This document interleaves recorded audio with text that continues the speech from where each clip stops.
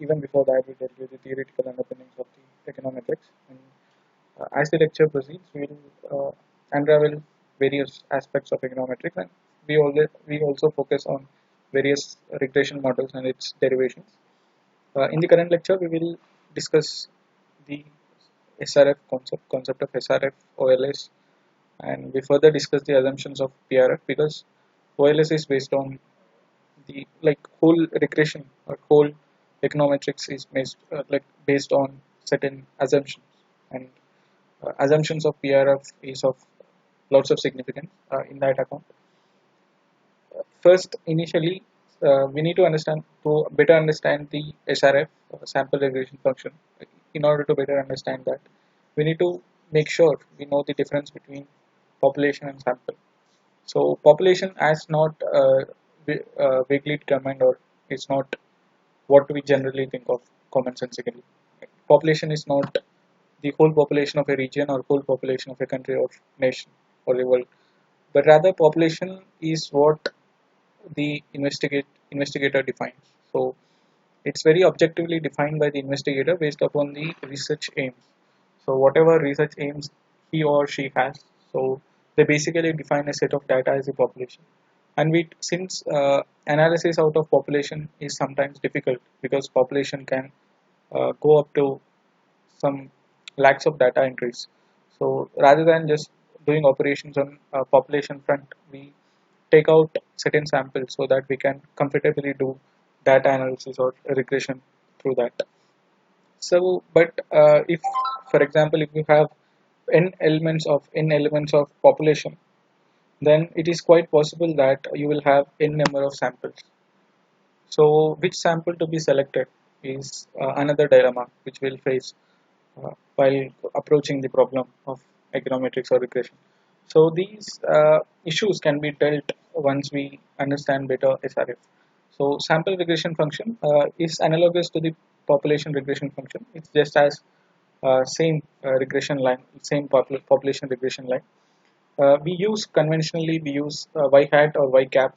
So we basically add hat or cap to the population regression equation to denote sample regression equation. So this is the sample regression equation: y hat plus beta 1 hat plus beta 2 hat, and x hat. And this ui hat is basically the residual or the random part of the sample regression function. Uh, how, like, if there are n samples which we can choose out of the population, which sample can we choose, and which sample can be better choose? So for that, so basic aim of SRF is to nearly estimate the population regression function so that we can better predict and better analyze the future policy measures based upon the estimates we receive after estimating a sample regression function. So how can we make sure the sample regression function estimates the population regression function or actual yi? So for that, we need to have ui hat at minimum. So in the earlier lecture, we discussed why it's not possible, theoretically at least, to reduce ui hat to 0 or randomness to 0. So we will select that sample which basically gives us the ui hat minimum value. So if you have certain UI hats value, so for example, you have 100, 120, 130, and 140, so you'll definitely select the sample which gives you randomness of 100, right? Because it's having less randomness, and which will be helpful in determining the population estimates. So that's what the sample regression means. So how can we basically reduce this UI hat to minimum? So how can we know that this UI hat is 0 so that we can estimate the sample estimates? So basically, if you consider UI hat, so consider UI hat. If you take this UI hat and if you take these two variables on the other side, so UI hat is essentially the function of B2 hat and B1 hat. So if you get certain values of B1 hat and B2 hat, which are minimum, if you get certain values of B1 hat and B2 hat, which yields you minimum UI hat, then you are sorted because you need minimum UI hat value to better estimate uh, the population regression estimate. So that's how it is. And it's important to know that this beta 1 hat is the estimator of beta 1, and beta 2 hat is the estimator of beta 2. And the estimation which we get out of this estimation process is known as estimate. This is the process, and estimate is not random, that is very common sense. And now we'll dwell into ordinary least square method. So there are certain methods where through which you can gain these UI hat to be minimum. So one such method is OLS, and there are other methods like maximum, like MLE method, likelihood estimation method. So there are certain methods, and that MLE is discussed further. But for now we consider OLS. So the derivation part of OLS will be dealt in the next lecture, where we will use matrix method to estimate the beta 1 and beta 2 hat values. So for basically for you to better uh, portray that value, so these values are got through derivation process, which we will be discussing later in the next lecture. So beta 1 hat has the value of y bar minus beta 2 hat uh, x bar. So it's nothing but mean variables. So y hat and x bar, sorry, y bar and x bar, these represents the mean of y and x respectively. So through this we can find beta 1, and if you substitute beta 1 values here, you will get intercept for the sample regression function. In the same way, we can have beta 2 value as summation xi and yi divided by uh, summation xi square. So these xi and yi are in the deviation form, that is deviation from the mean. So that should be taken care of, because these are mentioned in the smaller uh, caps. So even this xi square is that. And we can also represent these beta 2 had as covariance x comma y by variance of x, through which we can get this. So covariance formula is similar to this, so we can get b2 hat from this also. So if you substitute beta 2 and beta 1 hat in this value, you will get an equation. This beta 1 hat represent the intercept, and this beta 2 hat represents the slope of that sample regression function. And so there are certain properties which are mentioned in the Gujarati in regards to OLS. So these OLS are basically observable, because they are determined solely through observable quantities like x and y. So they can be easily computed, and they are observable. So that's what the first characteristics talks about. And the second one is that it's the point estimates. Okay, it's not interval estimates where you'll get a range of values for beta 1 hat and beta 2 hat, but rather you'll get accurate 1 point estimate, right? And these estimate can be accurate or not. So even randomness is possible. So we are considering least random samples, but it can, like, there can be randomness associated to that. So that's the thing. And there are also other properties like since there are other properties like these sample regression function passes through means of x and y. Uh, so this can be also shown as this, which you can derive from this diagram and all. And there is also derivation of this simple derivation, which you can derive on your own, where the estimated value, the mean value of estimated y will be equal to yi hat, uh, and the mean value of residual will be equal to 0, and even the proof of that is given. And we can also interestingly derive the sample regression form in the deviance form. So these small caps letters represent uh, the deviation, the variables in the deviance form. So these deviance is deviation, sorry, this deviation is from mean. Okay, so to derive these form, we can derive these from to consider the sample regression function. This is normal sample regression function. You add summation to the both sides, so you will get this. We get n because beta 1 hat is constant since it's insert. So you can get this, and summation of ui will be equal to 0. That's there. And once you add summation on both sides, you will get this equation. And once you divide it by n, basically this part will become mean of y I bar. So y I bar or y bar is the mean, and these if you divide this by n, and n will be cancelled, you will get only beta 1 hat. If you divide this by n, you will get beta 2 hat, and this is constant, so this beta 2 is constant, so it has been came to the left side of the summation, and you will have mean of x. So this will be the case, and once you subtract this sample regression function from the y bar hat, you will get this equation from where you can easily derive the sample regression fun, sample regression function in the deviation form. So that's the case, and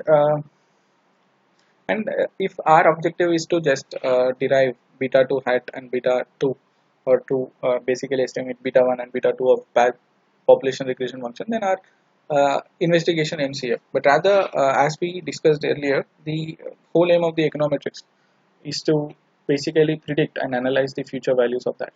So you're basically determining dependence because you want to predict or analyze the future values of such thing.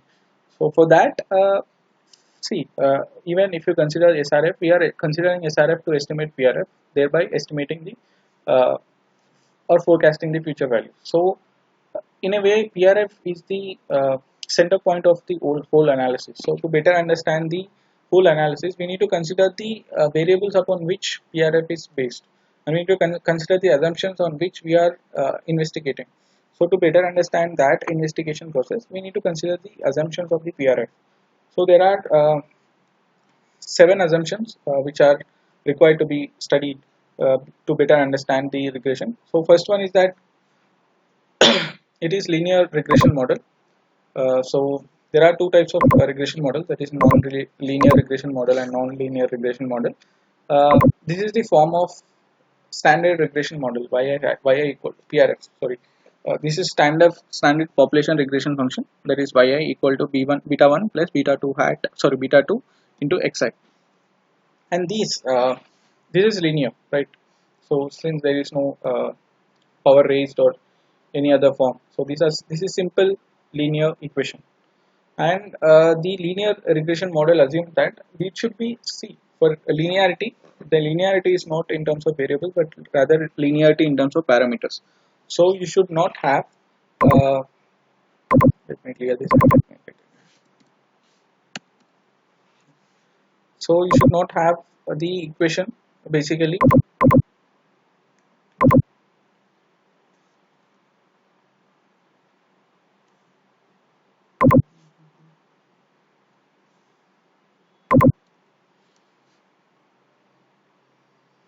So this is a standard sample regression function. If you consider the another form of that, this will be beta 1 plus beta 2 xi power 2. So these will be also a linear regression model because the xi values are given. So the basic assumption around which the regression model, whole regression is based on that the xi values is given, and this will be the second assumption, of course. So this xi value is given. So hence, for example, if you consider xi value to be 3 or 4, then you will get this equation as you can get that equation as yi equal to beta 1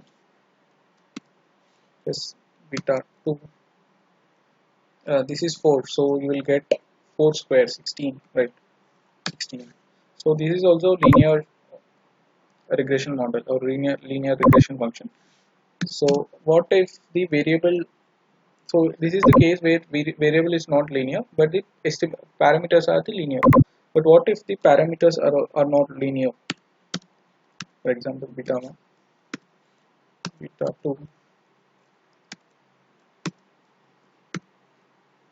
etc. So in this case, the parameters are not linear, but rather variable is linear. So this cannot be called as linear regression function, but rather it is non-linear regression function.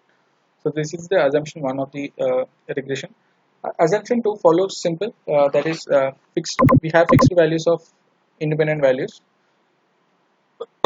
So so we are assuming that x values are not stochastic. So why we are fixing the x values? Why can't we variable, or why can't we make it variable, or why can't x be the stochastic?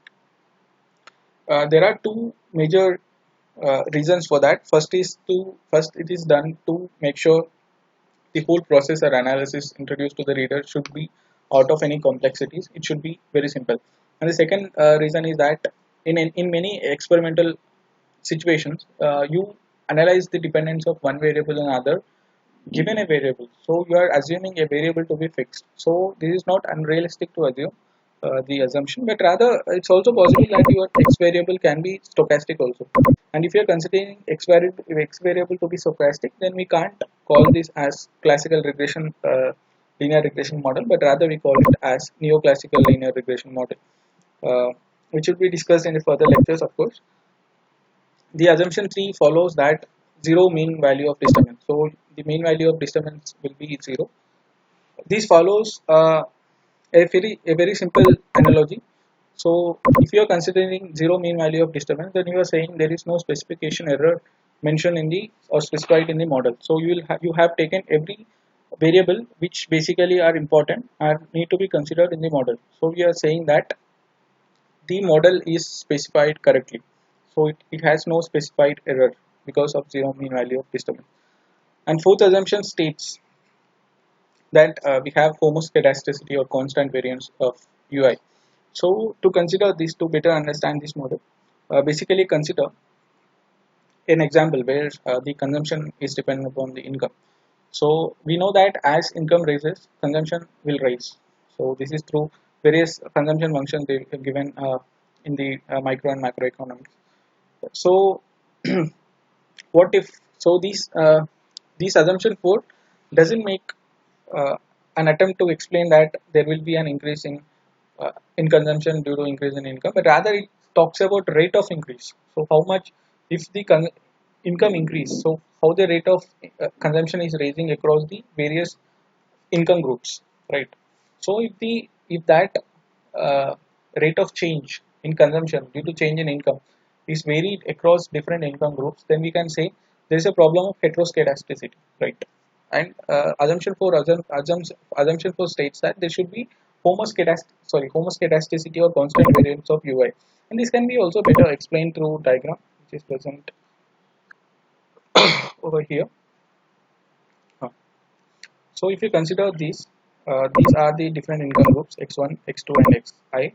So here we can see there is constant variance across the mean, but if you consider this, you have different variance for x1 income group, x2 x2 for different income group.